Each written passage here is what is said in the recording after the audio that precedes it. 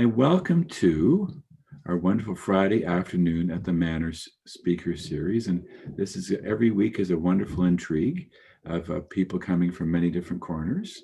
And now Susan Johnson will be introducing people, but this is a quick overview. We have what's happening at the Roehampton Shelter at Christmas, and also Cabin Boy Knits with Christopher Walker. And over to you, Susan, who's our, she helps navigate, keep our sanity going. And it was Susan's idea that we do this. So wisdom comes in her thought, heart, mind, and spirit. Over to you, Susan. Oh, yeah, no pressure.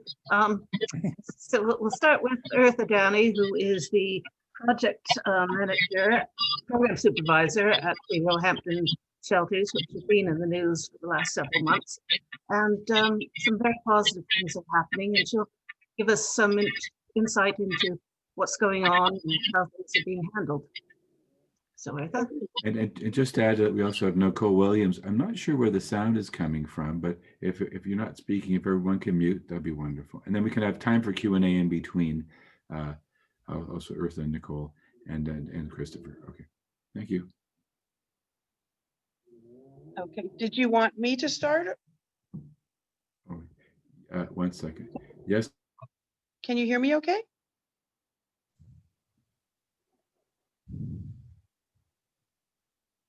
Yes. Yes, please. Yeah.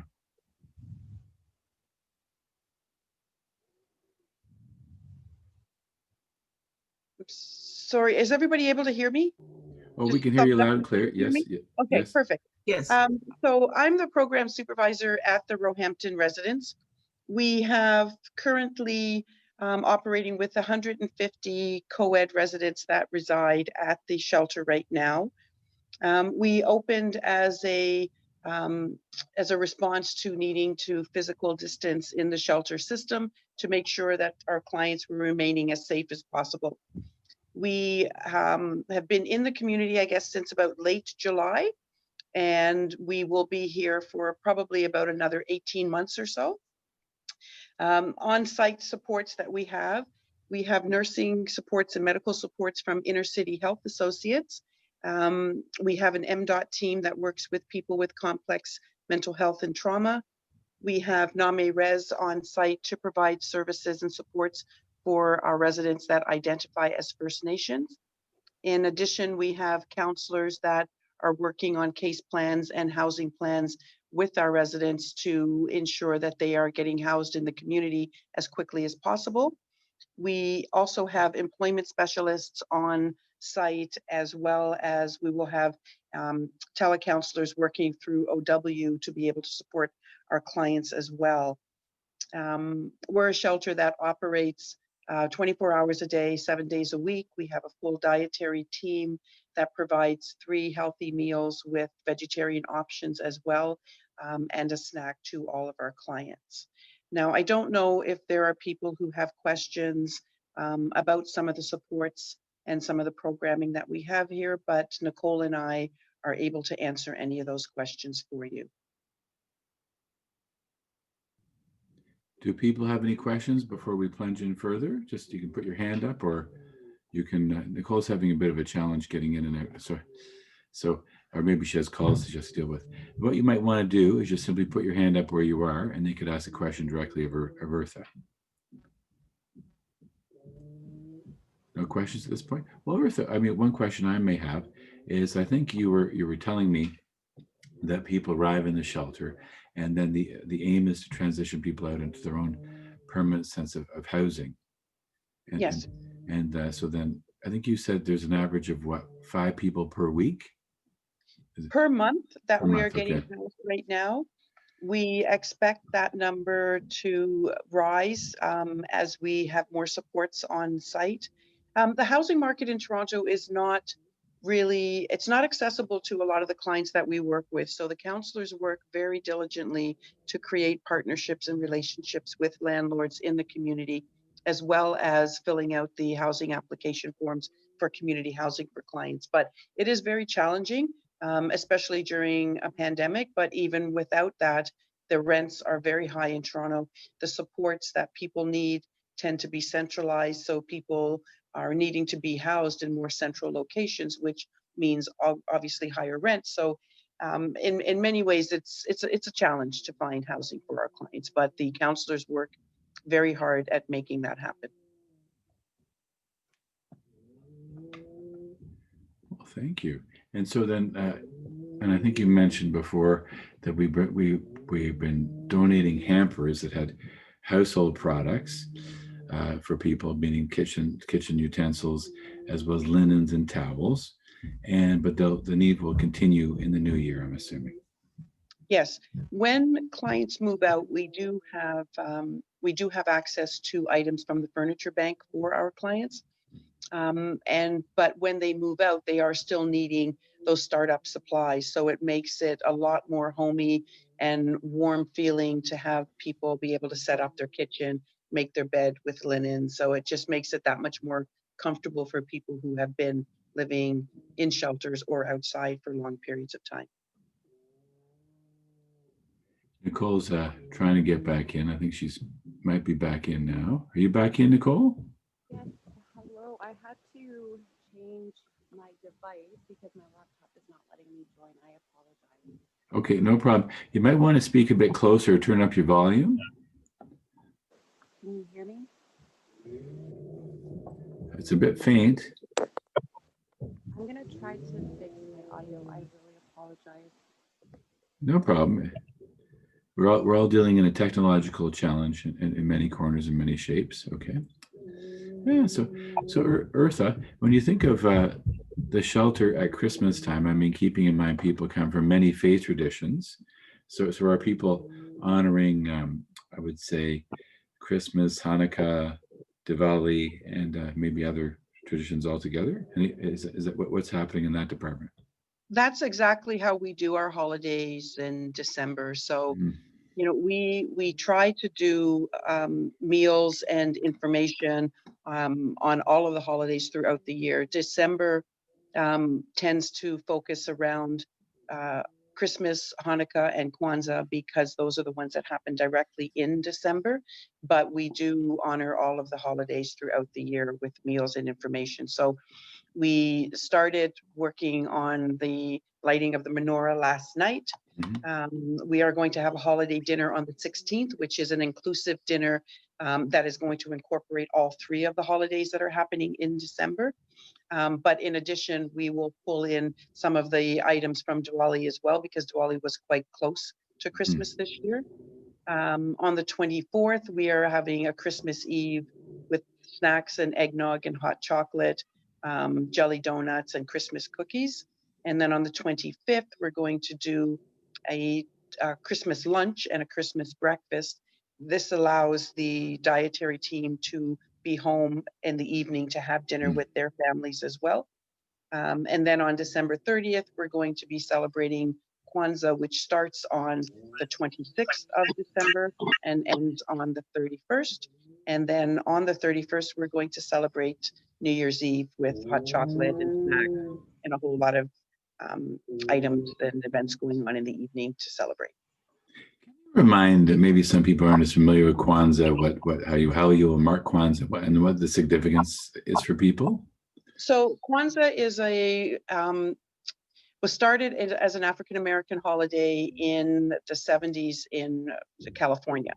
We now have begun celebrating it in Toronto, I would say probably for about the last 20 years or so, in the last 5, much more so. It's a harvest celebration that celebrates the harvest and celebrates different themes on each day. So it's a 7-day celebration, each day meaning something different, from unity to self-determination. There's days on creativity. So each day is marked with a different theme for the family. There aren't any gifts typically given at Kwanzaa. Things become commercial. And so there are commercialized gifts for Kwanzaa now, but Kwanzaa gifts tend to be handmade and only for children. And Kwanzaa, a gift for the family, typically happens once when you put in like basically spare money throughout the year, and then you buy a gift for the family. So if the toaster broke, that gift would be a toaster for the family. So it's not considered to be a commercial holiday, but it's becoming more and more commercial. Oh, great. Now, Marianne, did you have were you clapping or did you have your hand up? I didn't know how to put my hand up, so I clapped instead. Okay, good. Okay, Marion probably has a question. Yes. Yeah, I just, a few things. One is we recently received a biography that a resident at Roehampton had written, and it was just wonderful. I hope that we get more. It was so great to get to know a resident and hear their story. And so we've posted it on our church website and really feel like it's a great way for the community to get to know the residents. Absolutely. Thank you. And my question was, there are a lot of people out there who want to support the shelter. Are there any other ways other than the welcome baskets that you feel that the church or the community could support the shelter? There's an ongoing need for donations of toiletries, unused socks and underwear for both men and women, as well as gloves for the holidays. Our clients do from time to time lose their gloves, and it can get very cold in the months of January and February. So gloves are always very handy to have. And that would include handmade mittens? Absolutely. Okay, great. And then handmade, because my friend Edna, I think I told her she's 95 and she knits like a factory, and I think she has a couple hundred more hats and toques and scarves and whatnot to come. And but she says wool is becoming a premium. It's hard to find wool, and it's quite something. Yeah. Well, probably a lot of people have taken up knitting during the pandemic because it's something that people can feel purposeful to do. That and bread making. There was a run on flour months ago, and cookie baking, and yeah, we have about over 50 dozen we made at home in the last month or so for different places. Yeah, and now Nicole, you're back on. Can you hear us? I can hear you. Can you hear me? Oh, great. Okay. Okay. I cannot get my video to work. It just keeps freezing and kicking me out. So I sincerely apologize. No problem. It's probably a bandwidth thing. Yes. I think so. I think so. The joy of technology. Okay. But I'm listening, and I hear Ertha is describing everything so well. And thanks, Ertha. And I want to just thank everybody for everything that they are already doing, like the hampers, like the knitting of the hats and scarves. Honestly, we could, if there's hundreds, they will be well utilized. So we sincerely appreciate everybody's commitment and generosity. It's wonderful, and we appreciate you. Wonderful. Now I'm just thinking, like, as you mentioned food, so where does the food come from that is used for the program? Is that purchased with budget, or is that donations, or? It is fully funded by us. So we have contracts for food, and we have a full dietary services team that then purchases according to that contract. And then we have a chef who plans all the meals along with the dietary supervisor. We do not utilize donations for meals. Any donations, the shelter standards say, would have to be supplemental to the food program. Right. Okay. Oh, that's good to know. Now, in terms of people at the shelter, is there? What we mentioned about some donations at this time. Is there any? I mean, I did send links to. We can even send you for Sunday morning. But is there other programs people would like to be connecting to in the community? Yeah, I think everybody's looking for something. Sorry, I'm getting a little bit of feedback, so I apologize if there's feedback. Everybody is looking for engagement at this time, and just how we do it safely is another story, right? But every time, and we've gotten generous donations of art supplies, also from the community, from the church, like through your church. So we had a night where clients made ornaments that were donated, so handmade ornaments. And it's great to have these things on site, but just like all of us, we kind of want to go a bit outside of our our little home base and engage in our general community. So absolutely, it's just I think everybody's struggling with how is that done safely during COVID. Yeah, I mean, I guess it's interesting because I know I see children gathering in the park beside the church, and and I know there's other parks, but is there any place where, I mean, anyone, and other than children and parents are gathering? I guess not so much. What's your sense of that? Yeah, I find that sometimes our clients will gather outside together Mm, in a way that they could, you know, speak to each other. That's always good when it's outdoors. Indoors, we limit it as much as possible. And we have limits on every space, and we have everything set up where you sit in a physically distanced way. But I think our clients do a good job in finding ways to engage with each other. You know, when you, even if it's just a chat, you know, sitting in the dining room, we had movie night a couple weeks ago. So people find ways to gather, but as the weather gets colder, it gets a little bit more complicated. But today, for example, would be a fantastic day to hold something outdoors. yes, but it's hard to plan. Yeah, I would imagine. Yeah. Yeah. And then how do you know, right? The weather in Canada. And then I guess the idea is that any outdoor gathering you're limited to 10 people anyways, right? So That's right. Yes, yeah, so keep an eye on that as well. Definitely, that's right. definitely. Now, I should share with you. So, a person I know who is connected to the Seeds of Hope, I believe it's called, or Faith in the Common Good. She had an idea of using church parking lots for tents, and I thought, you know, that I can't imagine that would really fly with some people. But I mean, I'm glad to hear you're doing what you're doing, and but because because winter's coming, and there's a lot of people out there on the streets or on the or sleeping rough as we call it, and is this need greater than any other winter before? Are you talking about people who are sleeping outdoors? The need? Yes, yes. Oh, absolutely.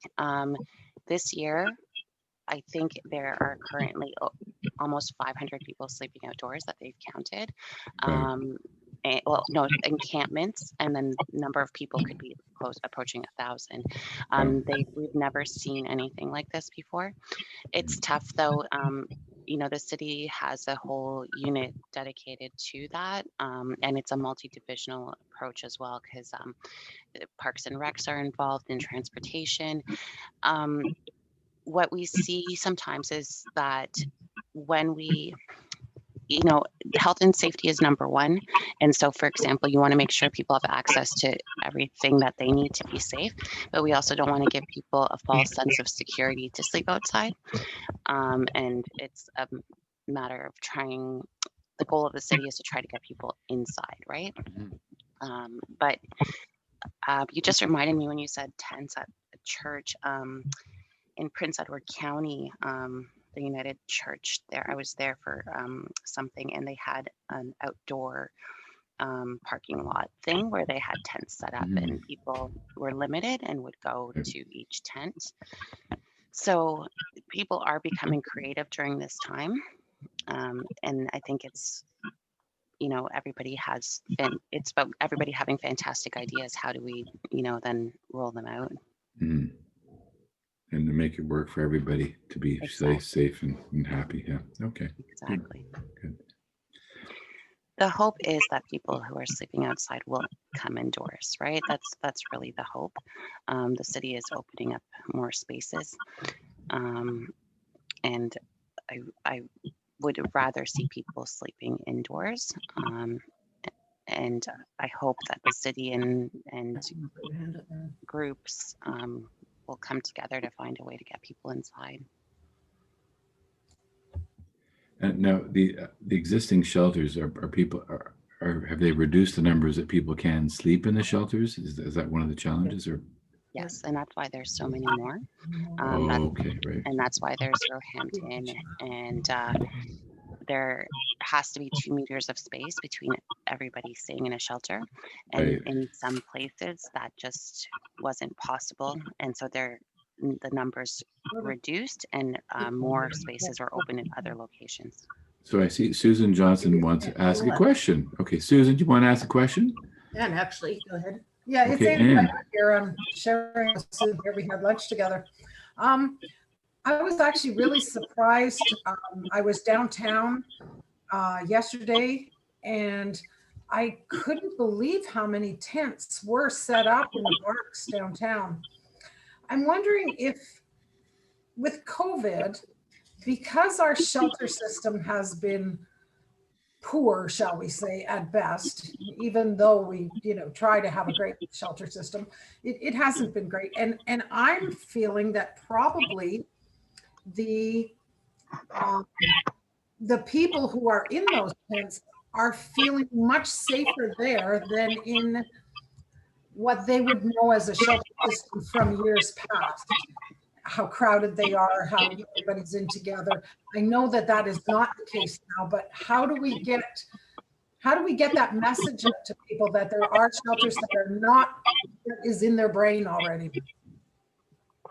That's an excellent question. And I think that's what Streets to Homes struggles with often. It's, trying to present this space to someone and trying to encourage them and let them know that where they're going is a safe place. So yes, absolutely, the shelter system could do better, but the mandate also is that we want to see every Torontonian in housing. So I know that our division is very much trying to do that and focus in that direction. And how do we get people housed?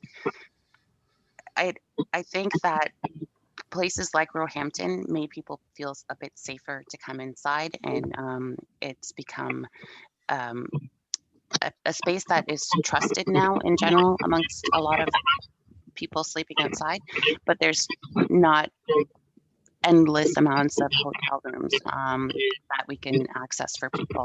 So it's a huge part of the work for Streets to Homes to convince people that where they're going to refer them to is a safe place. I think that the city is trying to put out information to help people understand that new spaces are being set up to be safe, socially distanced, and in general, a better alternative to sleeping outside. Well, thank you for answering that. That's very helpful. And I guess the key part is to encourage, right? Yeah. Absolutely. And it's about building trust. I think that, some of the people that have stayed at Roehampton it may have been skeptical at first, and it was about building trust. And when workers come to see some of the people they've known to sleep outdoors, they said they haven't seen people look this good since they met them, a decade before. So that actually brought tears to my eyes in the sense that, they accepted an indoor space, and they actually are doing so much better than they were before. And I wish somehow that word would spread amongst people who are staying outdoors. Is there another shelter being worked on that's sort of similar to Roehampton? Like, are we trying to find other places? And the reason I'm asking that is I know that when Roehampton was first going in, there was a lot of pushback from some of the community that, not in my backyard kind of attitude. I think the our church and the churches in the community have worked really hard to change that mentality. So I'm wondering if there's maybe something that, I don't know, that we could be doing to encourage other neighborhoods to take on a shelter situation like we have at Roehampton. Oh, for sure. So we are one of, I think, 18 hotels. So we're not limited to being, like, we're not that unique. We're unique in the sense that we set up as a city program. Sorry, I'm getting a lot of feedback. I don't know, Ertha, if you're on mute, if you could. So if other people, well, I think everyone's muted pretty well except me. Okay. Back on mute. Okay. So there's I think 18 other hotels that were used during the course of the time. And some people prefer places over others. Like we have Scarborough locations. Some people didn't want to initially go to Scarborough and then felt good in Scarborough and stayed. Others won't even go in the first place. Downtown hotels filled up pretty quickly right in the beginning of the pandemic. So those spaces are limited as well. And there were a few that were opened up throughout the pandemic, and they've been utilized. And we did have similar things that happened in our area, in other areas. And a lot of engagement is happening there with those areas. Some places already had shelter. They're used to shelter, and you know, they accepted and welcomed the shelter. But I'm not sure how much capacity the city has to open even more. Although we have seen the ones that are in, I guess, Toronto, closer to the core, being pretty successful for getting people inside.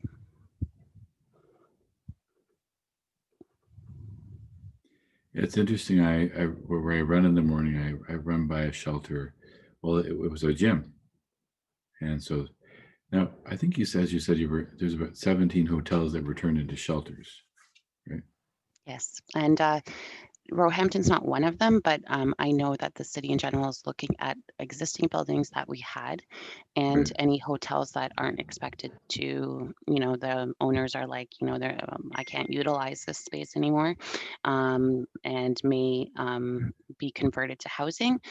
So that's in a bigger strategic plan. Roehampton isn't one of them, but other locations may be, and I think hopefully we'll see some of the spaces that we created become permanent housing for people. Well, I would imagine, to your point, there's a lot of hotels that won't reopen. I mean, at this point, right? Because they can't, right? That's right. Many, you know, may have been at the end of their, you know, they were already struggling, and then this would have been it for them. So in cases like that, you know, it would be people are already inside, people need housing, the owners of those spaces need financial assistance, so it might be a way to create more space in Toronto. So do people have more questions of Ertha and Nicole? Susan, Betty, or Gerald, or anybody? One more thing, because we did talk how with some of comments about going downtown and seeing so many encampments, and it's true.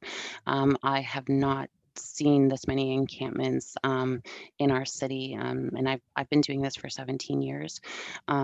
So even in places we've never seen them before, so that stretches streets to homes resources as well, because they're used to working in certain areas because people would generally stay in certain areas. But now for the first time, we're seeing encampments all across the city of Toronto, everywhere. It's a very unique situation. Yeah, I remember even seeing in the GTA encampments, which is not usual. Definitely. That's right. That's yeah, right. Yeah.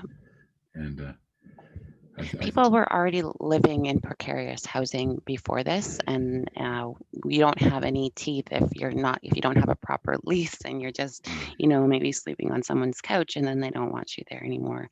And so what do you do next? And there's a variety of reasons why people sleep outside, but yeah, it's a unique situation that we have in our city currently, for sure. There's Jill. Okay. Jill's one of our members who attends the meetings as well. Yes. Yeah. Hello, Jill. Hello. Hello there. Hello. So I think you've met Nicole is on the call, and so is Ertha. And we've been hearing wonderful insights of what's happening at the shelter, and people have been asking questions. So did you have any questions you wanted to ask of Nicole or Ertha? Sorry, I'm late coming in. I just read Edward's awesome story that you shared with us that we're going to share with our churches on Sunday. So thank you for sending that. Yes, no, thank you for sharing. He's so excited to share his story, and it is heartwarming. And I see that he wants to kind of spread the word to make sure people understand who is in the shelter system, and make sure that you know, people understand not to always label someone with a the stigma and stereotype. And he's very excited to share his story, and I'm sure we have others. It's just sometimes tough to get people to sit down and write it write it together. But with Edward writing it himself and eager and coming to us, it was an easy way to spread his story. So I hope you find it as heartwarming as we did. That's for sure. Very much so. So thank you to him for sharing it and for you to making that happen. And yes, we'd love to hear more stories when and if they're available and people are willing to share those. I think we can learn so much. And I think, as you mentioned, it's to kind of not hold those stereotypes that we have. Exactly. And someone came in, 416-656-0798. Well, welcome. Did you want to just unmute and say your name or not? Maybe not. They just want to listen. Okay, sometimes they can't hear too well. Okay, and sorry, Nicole, you were going to say something else. No, I was just in agreement, and as we could get stories to you and people engaged, you know, I know you've had connections with at least one of our residents, so that direct even conversation between the church and our residents, I think is so very useful. Wonderful, and we'll continue to reach out and see how we can be of service, especially as the days will get colder ahead. Definitely, yeah. Okay. Well, thank you, Nicole. And One more question. One more question, Anne. You have a question? Okay. I was just thinking about getting stories from people. When my mom was at Bridgepoint, they had a volunteer that came around and kind of interviewed the residents to try to kind of get their story from them.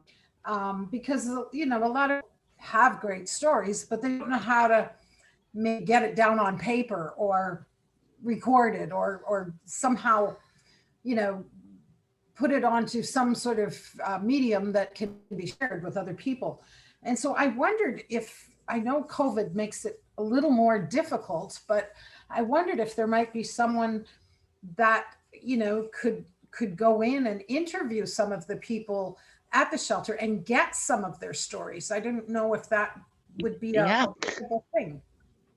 We actually have that planned through our community liaison committee, and she is a retired teacher, and she is going to be doing that in a virtual way. And I think that we can link that so that it not only does she collect it, but she could share it amongst you know, all the community groups. So it's hopefully it'll get started really soon, but it's on our agenda for sure. Wonderful. I remember seeing that in one of the conversations. Yeah, it's part of the journey of learning and discovering together. Okay. Now, any more questions? Well, Nicole and Ertha, thank you and for being part of this. And you're more than welcome to stay on and hear as we just slide forward to hearing from our next speaker.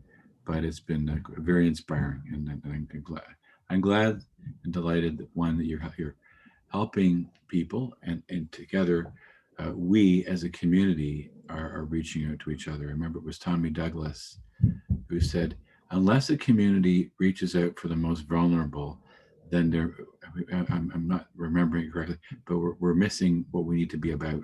The idea of we're all in this together. And he was speaking to a time when Canada was going through its own very stretched resources time. And so, but he was certainly a leader that we can certainly learn from again today. Definitely. No, thank you so very much for having us, and thank you for being connected with us. We really appreciate it. Thank you for coming. Thank you. Yeah, and Susan, you want to now introduce our next speaker, Christopher Walker. Yes, from Cabin Boy Knits, and I was looking at your background and going, ooh. So we're looking forward to hearing from you. Excellent. Thank you. I just want to thank you for inviting me. I really appreciate it. I always love the opportunity to talk about yarn and wool and Cabin Boy Knits and yarn dyeing. So again, I just wanted to thank you for extending the invitation to have me come and speak. I do want to mention that if you have any questions, please ask. Love answering your questions. And if it's interactive, it'd be great. I might have some questions for you as well.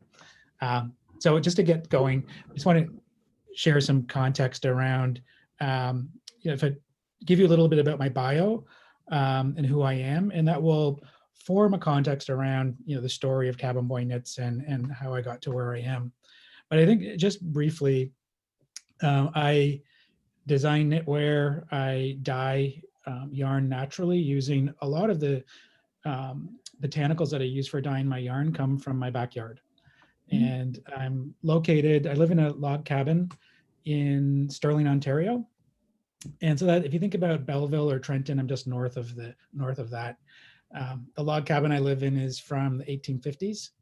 And it's actually two log cabins that were taken apart. One was from Renfrew County, and the other one was from, both of them were from Renfrew County, and they were taken apart and then rebuilt on this property in the 70s. And so I'm lucky to be living in this spot right now, and it's on 17 acres, and it's in the Oak Hills. So I've got tons of oak trees around me, which is a great resource for dyeing yarn. I teach all over the world. I've taught in Europe and throughout North America. I teach knitting, and I also teach yarn dyeing as well. And I have clients all over the world. I've dyed yarn for museums. And I would say teaching is definitely one of the passions that I get out of this. So I'm really enjoying this part of my life, and the story, or I guess the road that Cabin Boy Knits is leading me to. I think when I talk about, people ask, when did you start knitting? I think the seed was planted when I was a little boy, and my grandmother would knit, and she was an avid knitter. We would go up to Bobcaygeon, that's where my grandmother lived, 2.5 hours away from Toronto. And so on Saturday nights, I would just hear the clicking of needles, and it was a soothing sound. It was wonderful. And so, boys back then weren't encouraged to knit. And I know I definitely lived in a house where it wouldn't be encouraged to take up knitting. So I didn't pursue that. It wasn't until I was an adult and I was attending a business meeting in Boston, and we were sitting around a table of friends, and someone mentioned to that an individual keeps Angora rabbits in his garage. And so that would lead you to the question, well, why does he do that? And it's to take the hair from the Angora rabbit, spin it, and then the follow-up question is, well, why does he spin it? And it's to knit. So I thought, well, if there's a guy sitting here who's a knitter and he enjoys it, why can't I do that? And so really, I picked up knitting as an adult, and it was really a way for me to unwind. I have a pretty stressful full-time job, and so this was really a way for me to escape. And also, as I got better as a knitter, I could have an influence on what I was knitting and inject my creativity. So I really, really started to enjoy it. But I kind of felt like I was the only person doing this. I didn't see a lot of male knitters out there. And so I went onto the internet and started searching for male knitters. Are there other guys out there who are knitting? And I happened upon a website, and it was a retreat for men who knit. And I thought, wow, who would ever think of something like that? So, and it was in upstate New York, Saratoga Springs. And so I thought, well, I'm going to sign up and see what this is all about. And I was really nervous. Because I didn't know what to expect. And there was no reason for me to be nervous, because when I got there, there were 40 guys who were attending the retreat.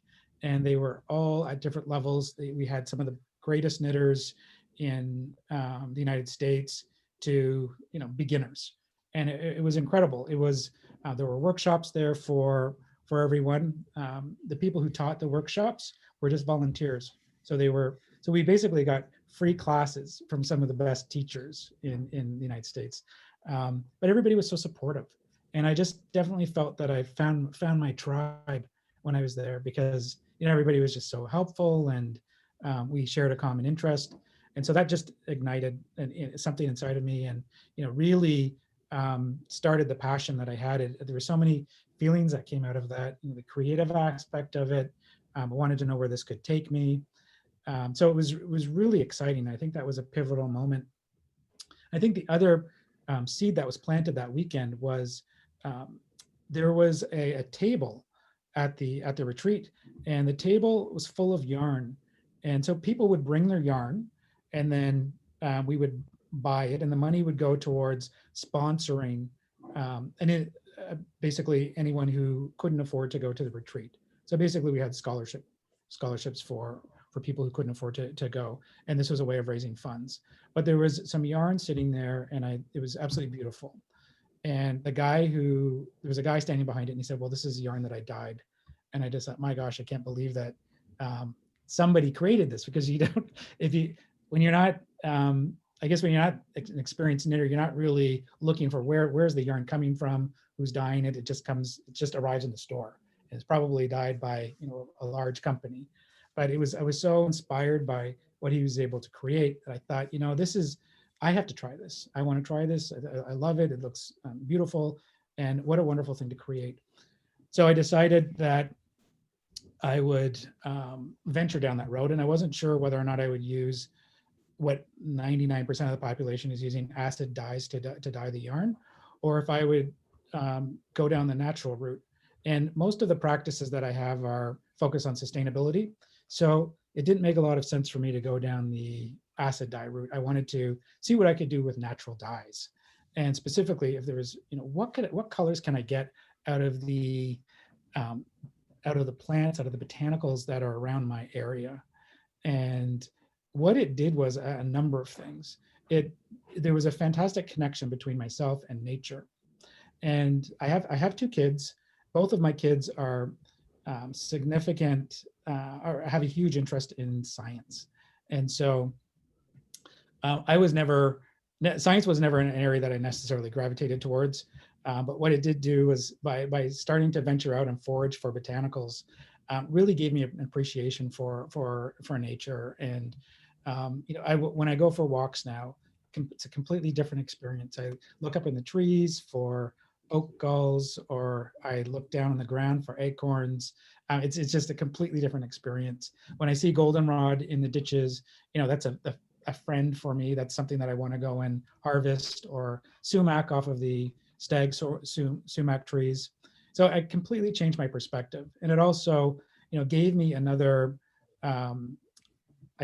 conversation with my daughter, especially, who's very much an environmentalist and focused on our ecosystem.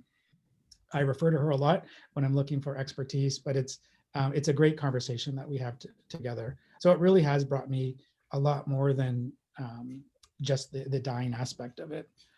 But so I started going down that road and dyeing yarn.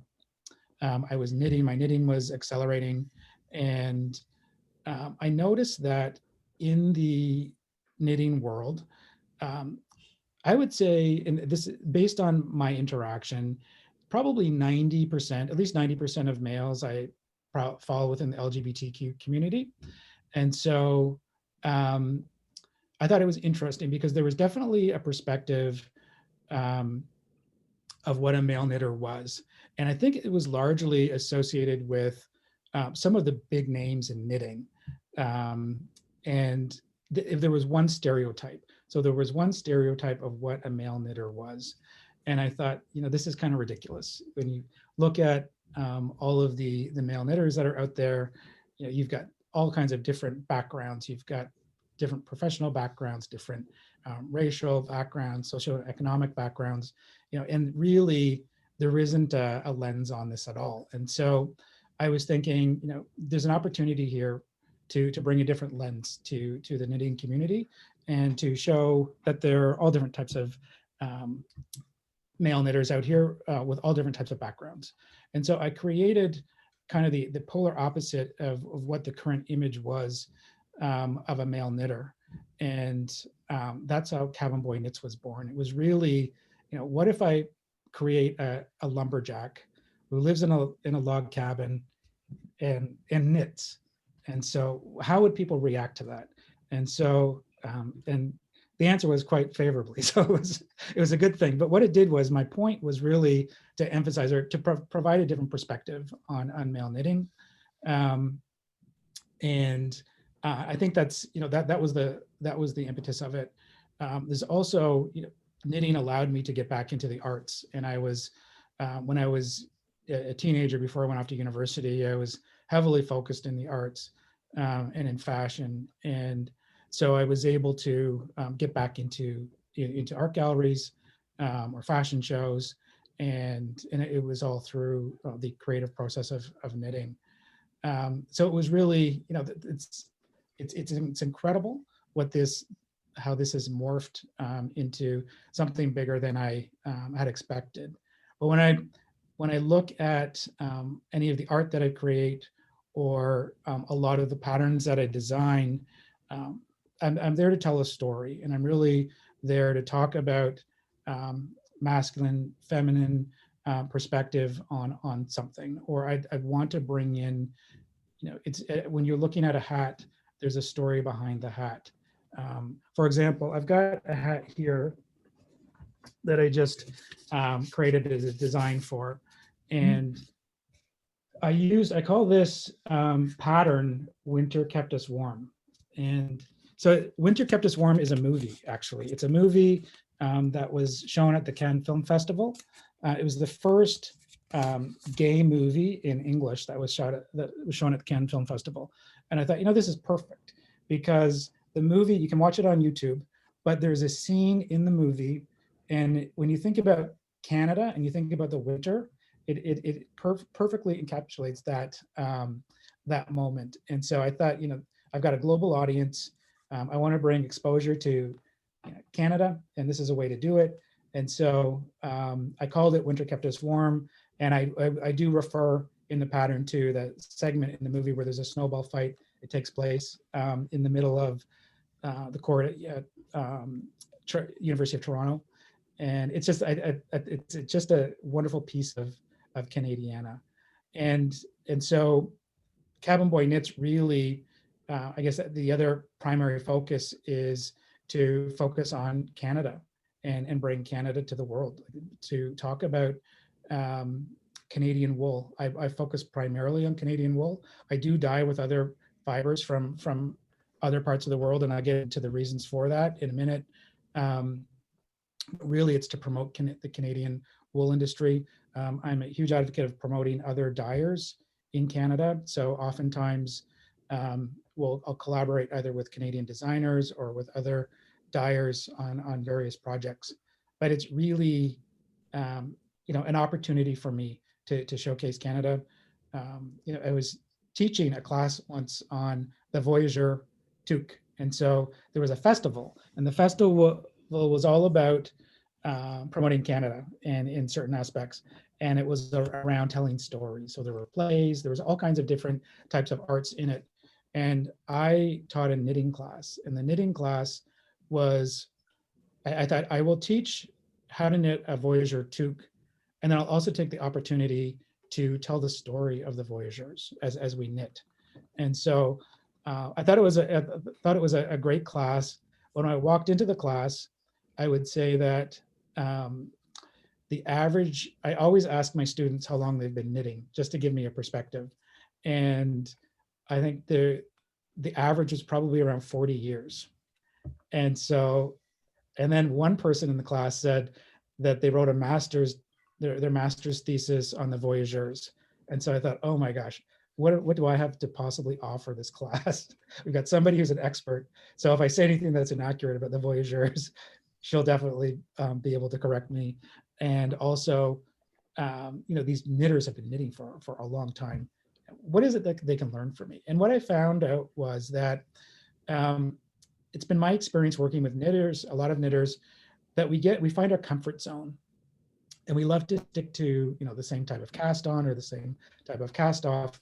And so I guess what I was able to bring to the class was just a couple of tricks that I learned in terms of casting on to make it easier, or hiding your floats, which are basically just the inside of the hat. When you flip it inside, you want to make sure that this part is tucked in tightly so it doesn't catch on and rip. And so there were, it was an interesting class because I didn't think that it was possible for me to teach them anything, but it is one thing when we are a creature of habit and we fall into certain things. I'm guilty of that myself. But the teaching part of it is really important to me.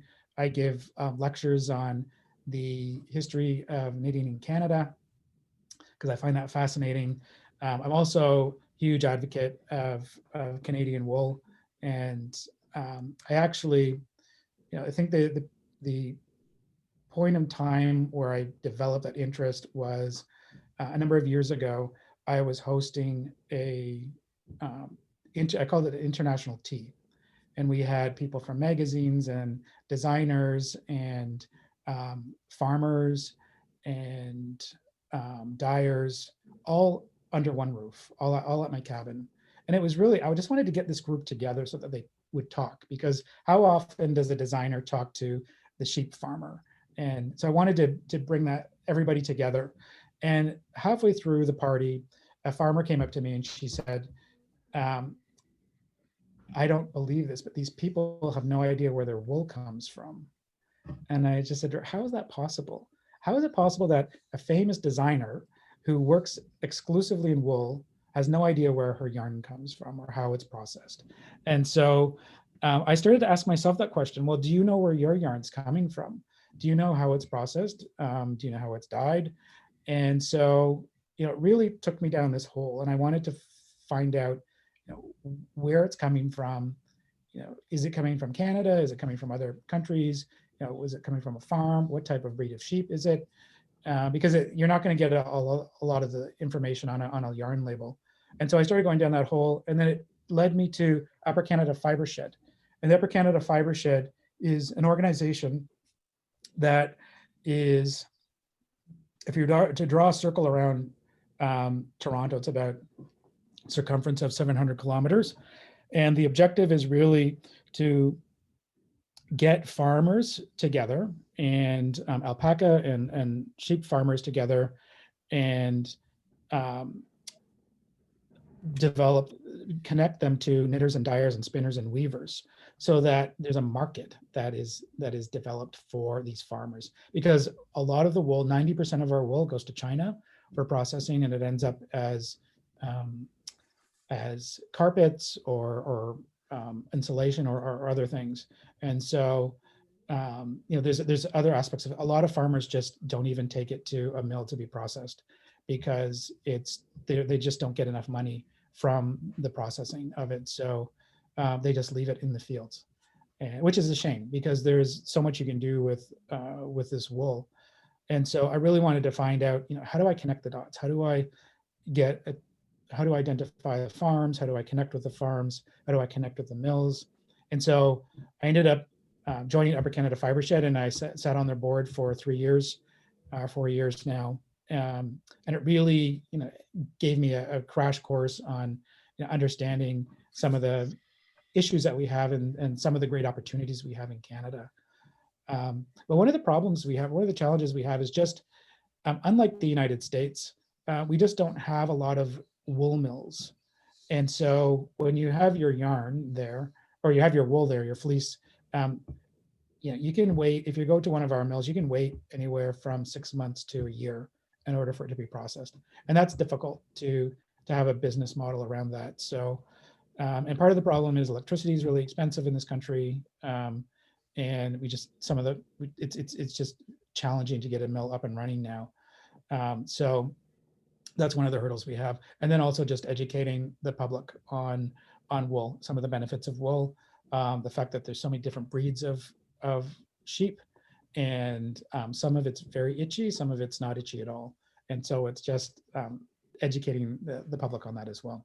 But I found it very informative. I've working with Upper Canada Fiber Shed. They're a great organization. But really, my trip down this road with Cabin Boy Knits is fueled by passion, and I don't think I'd be nearly as successful in this if I wasn't so passionate about it. And it's just opened up so many doors for me. And when I wake up in the morning, or if I'm going for walks with my dog, I'm always thinking about what are the opportunities here?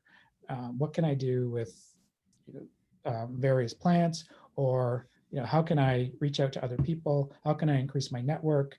What am I going to do for my next YouTube show? All of those things, but it's always thinking about yarn in a very nice, like a very positive way. It's never a job for me. It's always enjoyment.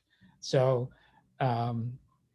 it's been fantastic. I think also the social media aspect of it has been very positive for me, because it's allowed me to reach people all over the world. I was at a wool show last year. It's called in Rhinebeck, New York. It's the New York Sheep and Wool Festival, and we were just walking through the fairgrounds, and someone came up to me and started talking to me about an art exhibit I had in Prince Edward County, and she was from Dubai. And so it was just so bizarre to hear the connection of how people, someone from Dubai who's heard about the exhibit and is talking to me in person in New York. So I would say social media has definitely been a plus for me in helping me promote or get out the message that I want to get out to the world. So I'm happy to answer any questions that you have. 1,000 questions, but I'll call from our Susan and Ann and Betty. Did you want, and whoever is 416-656-0798, I'm sure she'll, because Susan and Ann are both very much knitters, and but I feel like we're meeting Merlin of the knitting world or something. We're in the Crystal Cave and Cave of Wonders. Okay, so Susan and Ann, did you have a question? Oh yes. Oh boy, where do we start? Oh yeah, 1,000 questions. Where do you start? Oh my gosh. Okay. I love to see that you brought your knitting. That's fantastic. Yeah, I'm in the process of making these spiral socks, and I'm using the Patton's Croy variegated wool, and it's turning out quite nice. But what I'm really wanting, and I don't know if you've ever experienced this, but there's some wool that you can buy so that when you knit it into socks, it looks like a Farrell pattern, and you haven't actually done a Farrell pattern. You've just knit, and I just wondered how to do that.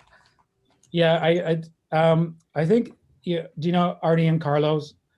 They are knitting couple out of Norway, and they have they have their name on a label.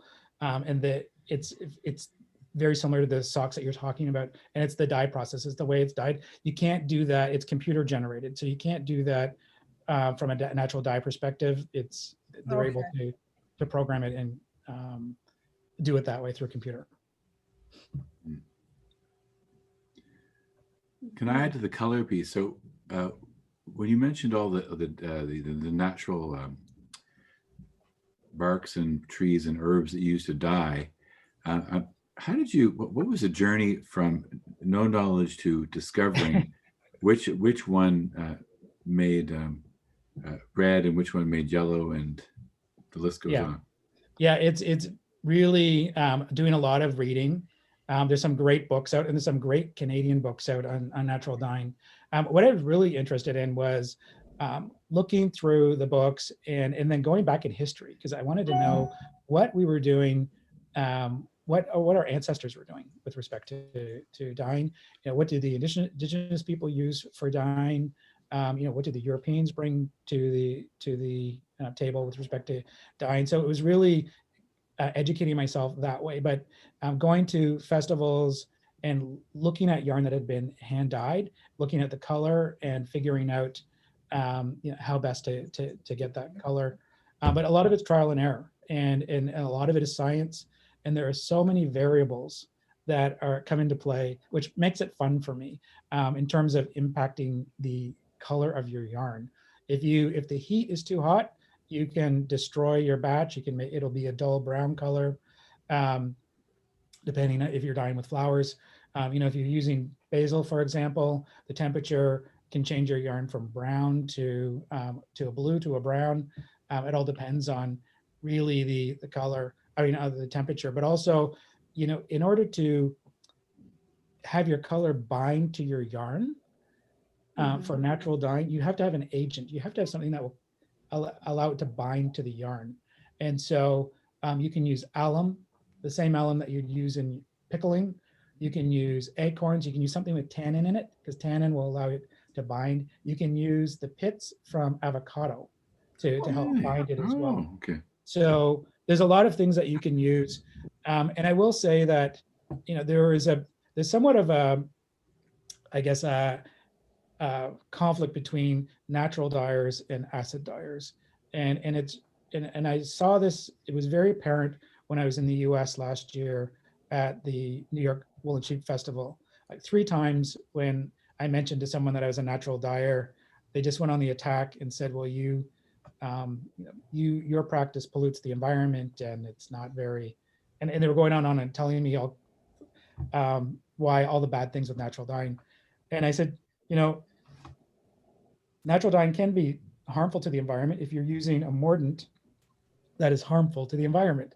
I said, but that's of yesteryear. We don't use those anymore. There's no need to use those. And if you were to actually go back further in history and look at our ancestors, they didn't use those either. So I think it was an opportunity for me to educate them on natural dyeing, because there is a perception out there because of like natural dyeing in the 40s and 50s and 60s, 70s, even the 80s. The chrome was used and other harmful metals. So, but I didn't use any of those. And I think, John, I'm not sure if I answered your question or not, but. Well, you did. And I look at the colors behind you, and that's remarkable. I think Anne has another question. Yeah, Anne? So I'm very curious as to, like, do you raise the sheep, shear the sheep, do the fleece, spin the yarn? Like how far did it go here? I wish. I keep joking to my partner that there'll be sheep in our backyard. No, I don't do that. I was going to say, when's that coming? Yeah, I would love that. No, I work with farms, and so they do all the hard work, and we also work with mills as well. And so what I do is I will reach out to a farm and ask if I can buy their yarn. And so we'll talk about how it's processed and whatnot, but I will co-label myself with the farm, because I want to promote the farm too. I want people to know where the yarn comes from. And so I've got actually an example of that right here. From sheep to wool. So this is Twin Oaks Farm, and that's my label.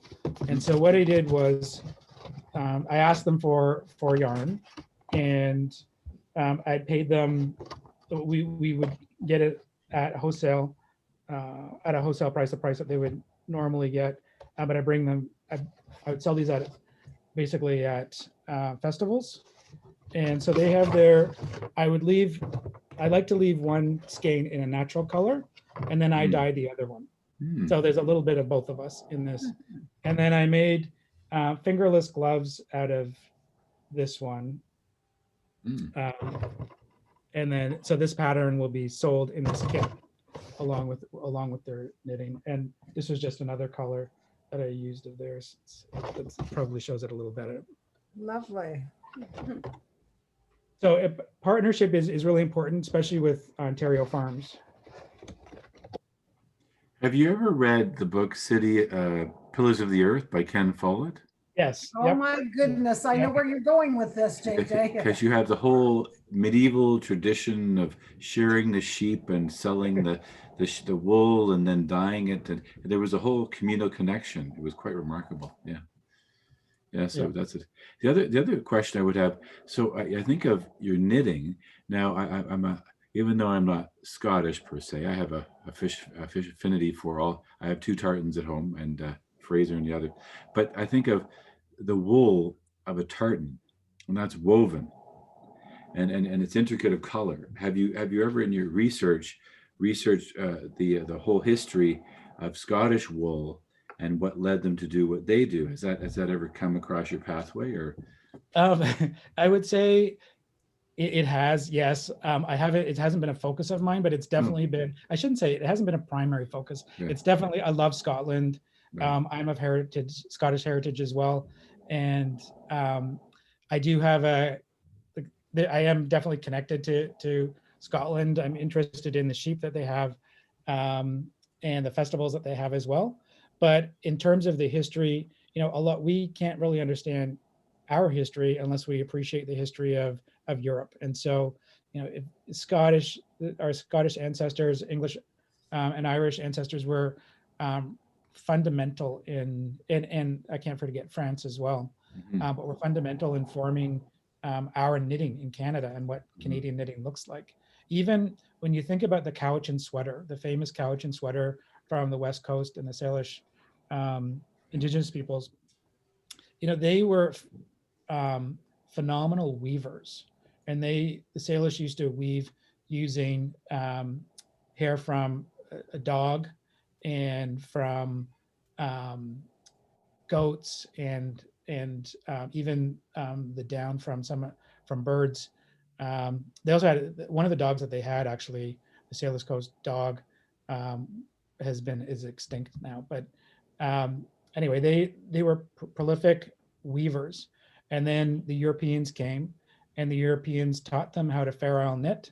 And so what happened out of that came a very specific style of knitting with Indigenous people, with the Salish knitters, and they developed the Cowichan sweater, which is now is protected by the Canadian government, is Canadian icon. So there's definitely an influence there. So I guess that it's through that, but I haven't gone further. I'd say I've gone all the way to the beginning of where knitting came from nail binding and how that evolved, but I haven't exclusively focused on Europe yet. Okay. Fascinating. But I will.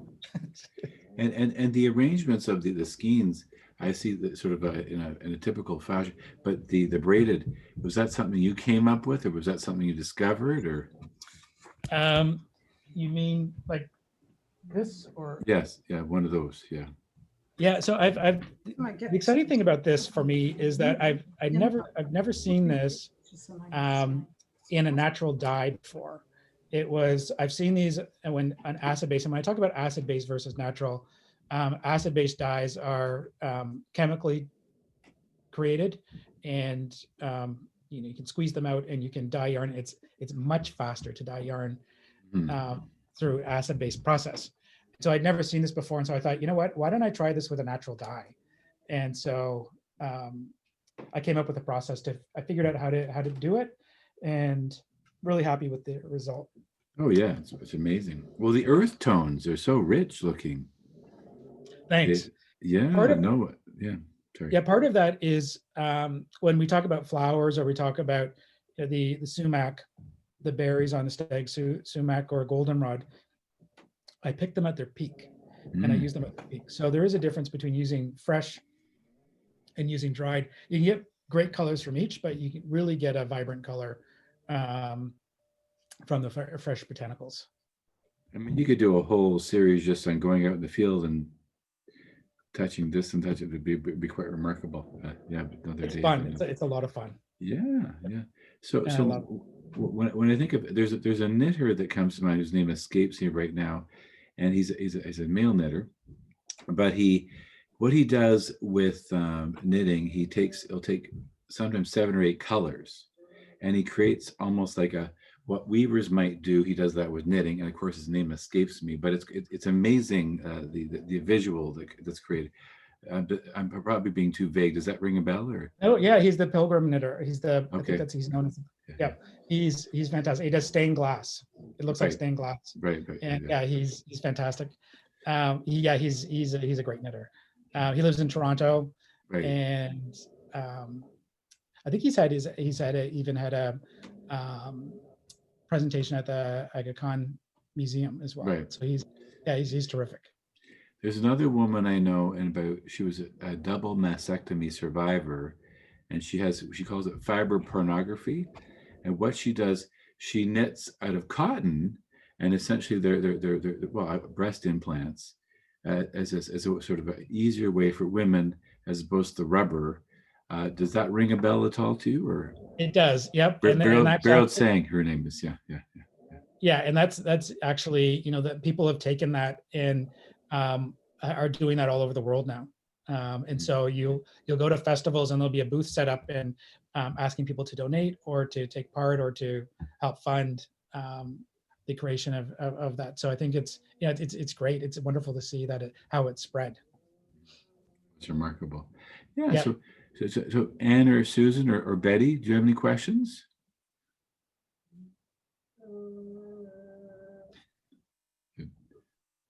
He's got to unmute. Yeah. There, I unmuted. Awesome. Okay, very good. So, have you ever had, when you're dying, like a total surprise where you are using a particular item to get a color and it turns out completely different but beautiful? Yes. Yeah, absolutely. I'm just looking now. I think I've sold out of one of the examples I wanted to share with you, but there was goldenrod. So I dyed goldenrod, and the color is very predictable. It's going to be a yellow. It's going to be a nice yellow, but a beautiful yellow. But I over dyed. I took indigo, and the indigo dye process is completely different than regular natural dyeing. So I took my goldenrod dyed yarn and put it in the indigo, and it came out an electric green color. And you just look at it and think, how is that possible? Like, how's it possible to get? And it reminded me of, if you look at the little bugs that have, some of them look like they're fluorescent green. That's just what it looked like. So, and it was unbelievable. I was pleasantly surprised. And then the other one is, along the similar lines, is the leaves of rhubarb. If you're dyeing with rhubarb leaves, you can get, if you're using alum as a mordant, you can get an electric green color as well. Really? Wow. Isn't that something? We just assume that electric green is artificial, but obviously not. Well, I mean, there are, as you say, there are many insects that are electric green, and there are many flowers that are of electric green and electric. I mean, some of the colors of dahlias and other are remarkable how bright they are. Now Edna's joined the call. She's 95 and she'll make 200 hats at a moment's notice. Or did she disappear? Awesome. She disappeared on me. Oh, well, I guess she heard her name and ran out the door. But she still drives too, and she owns her own condo, lives alone. I said, that's amazing. That's fantastic. Yeah, it is. It is. Now, Betty, do you have a question? No, I'm actually not a knitter, but I'm finding this very interesting. My sister, it is. Yeah. She's busy knitting. It's never too late to pick it up. Yeah. She's in England. I just had a nice pair of socks from her. I remember trying crocheting. I've never actually tried knitting. I did macrame proficiently when it was in vogue many years ago, but certainly knitting would be something I might ponder. But when COVID, when we sort of go back to a bit more opening, I'd love to visit your shop. I love your the 1850 cabin, and I lived in Mona Mills for 5 years, and so there was a lot of people who went back to the land with herbs and other culinary and medicinal, and because all those herbs you're talking about probably have healing qualities as well. I'm sure they do. Yep. Yes. Absolutely. I've got instructional videos on YouTube, and I like to cover three things. I always want to cover the history of the plant and how it was used, and then I'll get into the medicinal aspects of it, and then the reason why people are there to show how to dye with that particular plant. So I find all your dyeing stories are very, very interesting. One thing though that I would like to know, I've knit, crocheted, just about everything you possibly can. However, there are certain things I kind of avoid because they just look too complex. So I'm just wondering if in all your knitting that you've done, you've seen a pattern and thought, oh my gosh, that's really difficult. But then it turns out that it's not really all that difficult after all. And if you have something like that, just let me know. Yeah. Well, yeah, it's funny. The answer is yes. And especially when I was first starting out looking at patterns and thinking, oh my gosh, how do you possibly tackle that? And I think, the one thing that I had to, that I did quickly was, when I'm frogging is when you mess something up and you have to start over again or take it out. To me, I would look at that as you're learning. So I was, and because I changed and started viewing knitting like that, it allowed me to make mistakes. I didn't get frustrated when I made mistakes. So when I started chipping away at some of the patterns, I would do it. And yeah, I do get frustrated if I think that the pattern doesn't make sense or I just don't understand where they got to, but thank goodness for YouTube. There's a lot of YouTube videos out there that can help explain these things. But it was my mindset of changing it from, this is not a big deal. It's just a piece of yarn. It's you can just do it over again, and that's practice. And so I chipped away at that. I was teaching a brioche class in Quebec 2 years ago, and that is a type of knitting that a lot of people have difficulty with. And so I went into the class thinking it was 3 hours, 2 hours, and we're only going to learn 6 rows. You only have to learn 6 rows. And I guess it's just the way people, brioche is a little bit different way of thinking. And a lot of people had struggled with that. So I could see people, not wanting to gravitate toward brioche, but brioche is one that's very rewarding. And once you figure out the 6 rows, you're laughing. Like you've to not even a novice, a person on the edge. What is brioche? It's just a different style of knitting. Okay. Yeah, it's just a different style. Okay. So is it just based on a pattern set, like a 6-row pattern? Yes. Yep. And it actually, brioche looks very similar to this. It looks very similar. Oh, I like that. Yeah. Oh, okay. But even stylistically, that looks quite interesting. Yeah, I would say. But it's very rewarding once you master it, and it opens up a complete world to you, because it's you don't have a bad side. It's great on either side. So if the yellow is dominant on this side, the brown will be dominant on the other side when you turn it inside out. I think I found the same thing when I discovered Tunisian crochet. Oh, and yes. all of a sudden I'm making crocheted items that look more like knitted items, and it's not as holy. It's more solid. Yeah. That opened up a lot of new patterns for me once I figured that one out. That's on my bucket list. That's definitely on my bucket list. Venetian crochet? Tunisian. Tunisian. Tunisian. Okay. Right. Afghan stitch. So it's the one, JJ, you know the last comfort shawl I made for Fina? Right.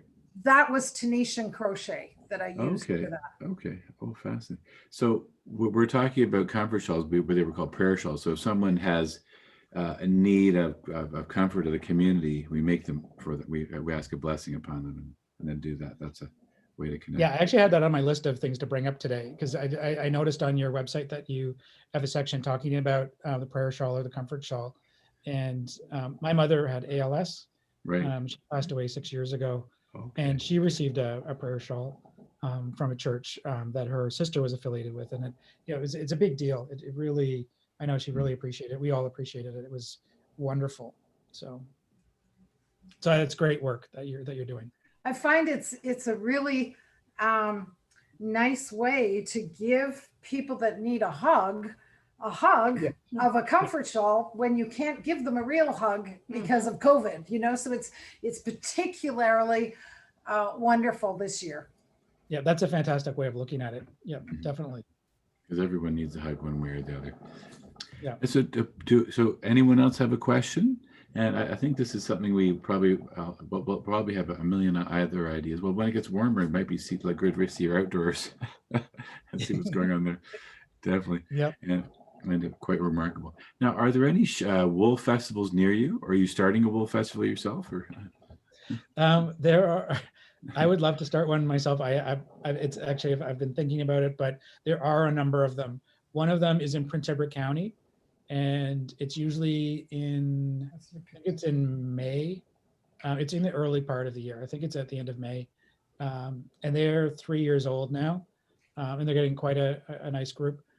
In Toronto, there is the Toronto Knitters Guild puts on one every year. Unfortunately, it's going to be canceled again for 2021. right. And that's a great one. There's also Landmade, which happens in February in Toronto at the Gladstone. And that is yarn there's very strict guidelines on what it can be. It's really to promote sheep farmers and their yarn. So it's a lot of, if anything's dyed, it's naturally dyed, but you get a lot of great different types of fiber there. So one mini question I would have before. So you talk about sheep wool. Now, yeah. when one takes goat, because obviously goat, there's is called mohair. Yeah, mohair. Do you also, have you ever, is that cashmere? Okay, right. Yeah. Yeah, mohair is something else. Okay, cashmere. Do you ever explore that, or is that a whole other universe, and we'll keep that over in left field? No. It's nice because it's nice to mix high quality fiber with, you can mix high quality fiber with fiber that is a little rougher around the edges, and to give it a unique blend. It also picks up dye differently. Alpaca will pick up dye differently than merino wool. A lot of merino wool is called superwash, and superwash really allows you to put your knitted garment in the washing machine and wash it that way. And you say merino, is merino from a goat? Merino is sheep from Australia. Oh, okay. And it's considered the best, one of the best yarn out there because it's soft. It's soft to the touch. You can wear it directly on your skin. It keeps me warm when I'm skiing. Yes, yeah. So you'll often see times if it's made of wool, and if it's made of merino, it will say on the label that's made of, because that's a good thing. I mean, it's a positive that it's made from merino. Wonderful. Well, listen, Christopher, thank you, and thank you. You've been, again, I see you a Merling of the knitting world, definitely, in a remarkable way. And anyone else, any sort of closing questions or thoughts, or? No? Okay, well, thank you again, and keep posting on Instagram. I really love your posts. I will. Okay. Yeah, thank you very much, and thanks everyone for your questions. I really appreciate it. Thank you. Thanks for coming and joining us. We really love hearing about textiles and yarn in particular. Yes. My pleasure. Well, have a great day. Take care. Yeah, you too. Thank Take you. care. Okay, bye-bye. Bye-bye.